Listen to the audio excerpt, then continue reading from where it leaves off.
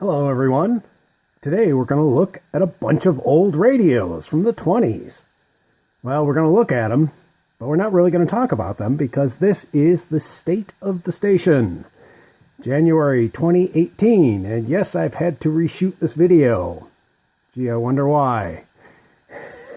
I'll get to that in a bit, but I just want to cover a few things here and, well, tell you how things are going and maybe some upcoming projects and progress on projects and things like that. So, all right. Well, things are going actually pretty well. Starting to get some decent numbers of subscribers and views. Yeah, I've been put on Hackaday a couple of times. I didn't know that was going to happen. I didn't see it coming, to tell you the truth, about some of the tubes, like the Charactron and things like that.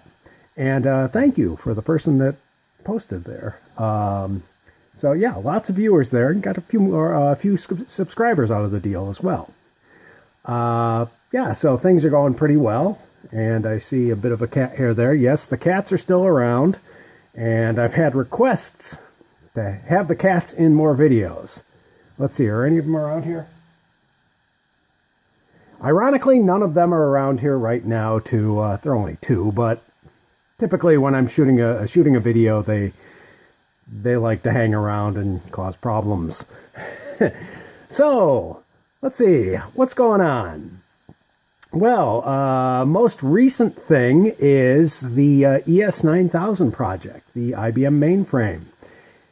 The microcode and the entire image of the disk in the system console, it's essentially a PC, has been recovered. It gave us no problems whatsoever. We did 3 passes and everything came up super clean. So we have a complete, well, we actually, like I said, we have 3 images of the complete disk. We've got that file stored in several places, well, files, and I'm actually probably going to give the thing to a couple of people just to make sure it doesn't go away, because, you know, just in case, you know, my place catches on fire or something like that, you know, good disaster recovery.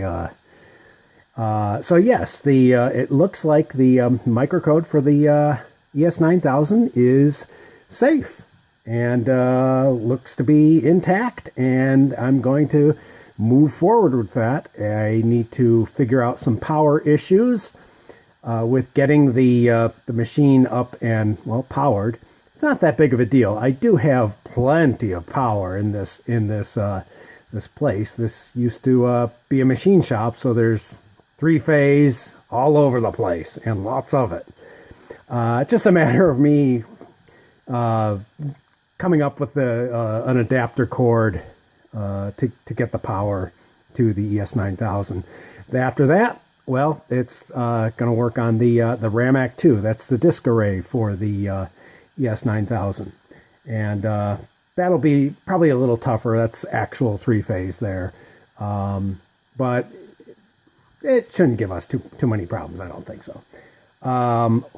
Now, the whole imaging the microcode deal is not done yet, because I've got more stuff to image here, and I really ought to get around to this. This is for another IBM mainframe that I have. It's a 4331 system, and it's actually a working system.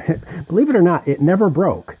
For 30 years, this thing was in service, and it never failed. It's a good machine.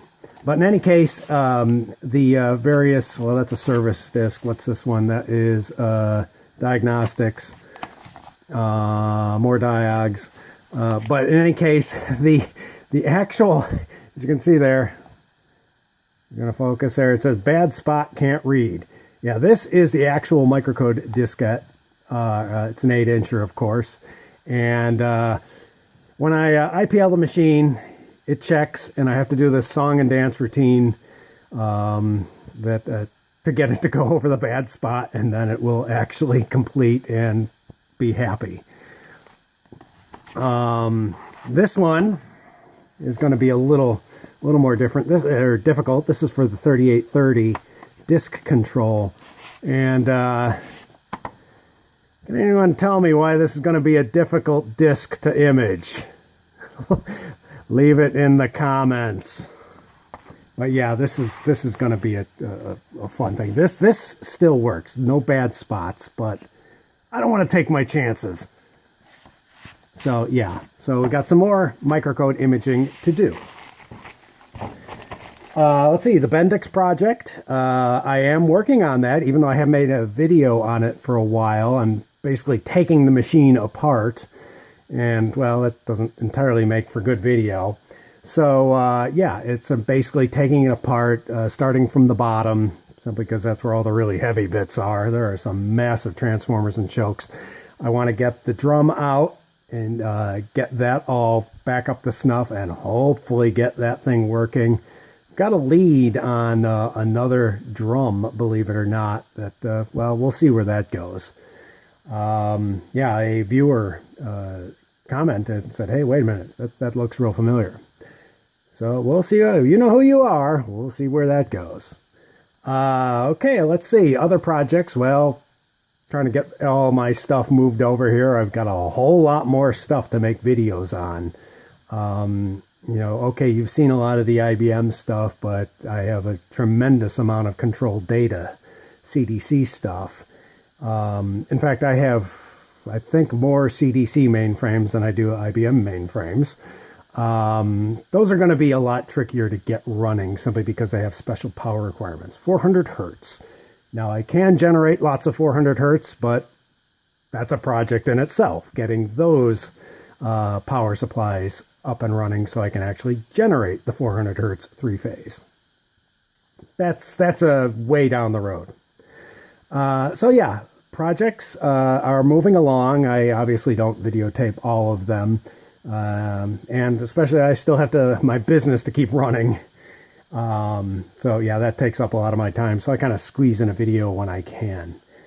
Yeah, the business is still being kept separate from the video stuff. I know some of you know who I am, and have indeed purchased things from me.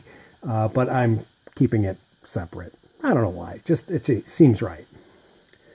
Okay, on the YouTube front, not real great news.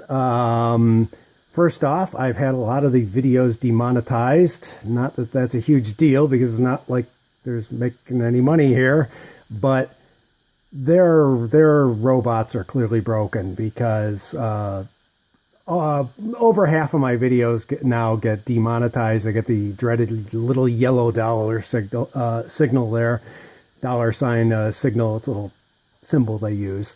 And I have to manually request a review, and about a day and a half later, they'll clear up. Well, they've all cleared up. But even like the video with the steam locomotive, the Catskill Mountain Railroad steam locomotive, that was just a one-off thing. I was at the grocery store and, oh, a steam locomotive. I'm going to take a video of that. Then I completely forgot about it, and then uploaded it like 3-4 months later, whatever. Even that got tagged. Why? There's no talking in it. There's no nudity in it. There's no nothing in it. Why did they tag that? In any case, their system's broken. Now, the other thing that's about YouTube, and of course a lot of you know, is that they have moved the goalposts for monetizing videos. And yeah, I'm going to be one of those that does not make the new threshold of 1,000 subscribers or 4,000 hours of view time in 1 year. That's what, 240,000 minutes. I'm not going to hit it. So, oh well. But then again, yeah, the money is not really the issue. You know, I haven't seen a cent anyway. But it is kind of a kick in the teeth. YouTube kicks us in the teeth. And I know there are a lot of people whining about it. And a lot of people are saying, oh, I'm not going to make videos anymore. I'm going to keep making videos, because it really isn't about the money. You know, at this point, you know, if I looked at my actual earnings, I could buy a pretty good hamburger or two, I guess. But it's really about, well, showing off and seeing what other people have to say, and in the case of some things, generating leads. Like, oh, hey, I maybe have found some Bendix G15 parts. How else am I going to find Bendix G15 parts? Other leads have come through, from my Triad Interdata rescue video. Some guy messaged me and said, hey, I've got one of those drives. Do you want it? Well, I didn't want it because, the Triad Interdata system didn't go to me. It went to my friend up north. But I sent him the link, and whether or not he followed up on it, I don't know. But, hey, big 14-inch washing machine type disk drive lead. Yeah, you can't beat that.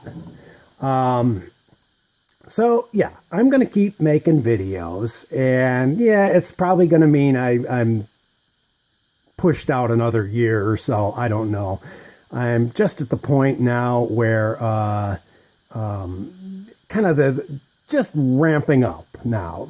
Typically, if you look at the various tracking sites, if you will, you'll see that most YouTube channels, when they hit about 300 subscribers, then growth really starts. And that's where I'm at right now. Right now, at the time of this video shooting, I think it's 346 subscribers. And I thank you. Thank all of you there. And, a few get, put on, every week or so. And it'll happen a few every day. And, yeah, eventually I'll hit that threshold. It'll be a while, but, whatever. I will say that, you can always help me out by, well, subscribing, liking things, sharing, and so forth.